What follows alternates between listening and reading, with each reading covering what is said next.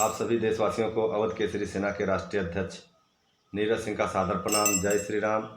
मित्रों, जब से तांबेपुर में प्रभात वर्मा के द्वारा भोलू सिंह की हत्या की गई है, तब से अवध केसरी सेना लगातार आवाज़ उठा रही है और हमारा निरंतर प्रयास है कि जो भी दोषी हैं उनको सख्त से सख्त सज़ा मिले। मेरा कुछ प्रश्न वहाँ के स्थानीय विधायक प्रभात वर्मा जी से है कि अगर वो अपने को निर्दोष कह रहे हैं, उनके समर्थक उनको निर्दोष कह रहे हैं, तो मेरा कुछ प्रश्न है, उन प्रश्नों का उत्तर दे दीजिए। वैसे मैं 10 तारीख को पूरी अवध केसरी टीम के साथ में आ रहा हूँ। 1 दिवसीय आमरण अनशन छपिया थाना के सामने करेंगे, लेकिन इसके पहले मैं कुछ प्रश्न आप तक पहुँचा रहा हूँ। अगर आपके अंदर ज़रा भी मानवता होगी तो इन प्रश्नों के उत्तर दे दीजिए। मेरा पहला प्रश्न है, क्या आपके क्षेत्र में भोलू सिंह की हत्या हुई और यह हत्या जो है इस समय उत्तर प्रदेश में सबसे चर्चित हत्याकांड है, क्या एक बार भी आप भोलू सिंह के घर पर गए? आप वहाँ के विधायक हैं और तांबेपुर आपके ही विधानसभा में आता है। क्या एक बार भोलू सिंह के घर पर गए? अगर गए हों तो हाँ में जवाब दीजिएगा।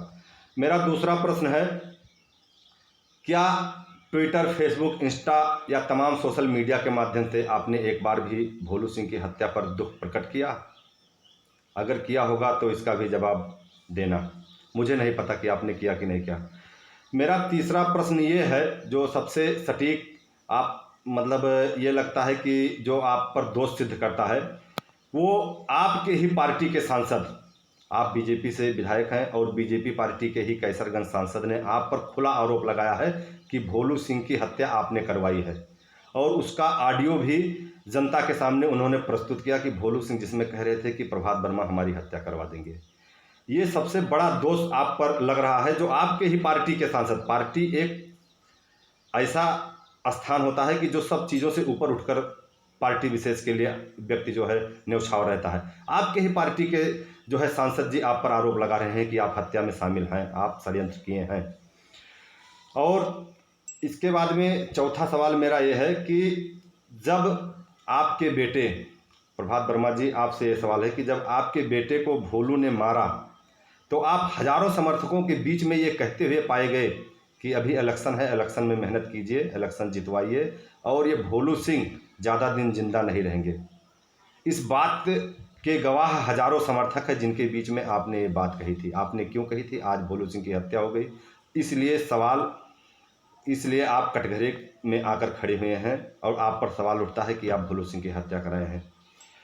पांचवा सवाल है कि भोलू सिंह के कातिल, जो भोलू सिंह के कातिल हैं, जिन्होंने भोलू सिंह को गोली मारी है, उनसे अगर आपके संबंध नहीं है तो फिर सोशल मीडिया पर आपके फ़ोटो के साथ में उनकी फ़ोटो एकदम अगल बगल में फ़ोटो माला पहनाते हुए, बाकी और तमाम तरह के सोशल मीडिया पर फ़ोटो वायरल कैसे है?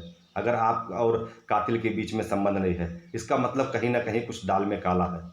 और मेरा सबसे अंतिम छठवां सवाल है कि अगर प्रभात वर्मा जी आप अगर निर्दोष हैं, जैसे आपके समर्थक कह रहे हैं, आप भी ये सोच रहे हैं कि हम निर्दोष हैं, तो अगर आप निर्दोष हैं तो आप जांच बैठा दीजिए, आप उच्च स्तरीय जांच बैठा दीजिए, और जांच में अगर आप निर्दोष हैं तो जांच स्वयं आपको कह देगी कि आप निर्दोष हैं। आप चिंता क्यों कर रहे हैं? क्यों आप जांच बैठाने से घबरा रहे हैं?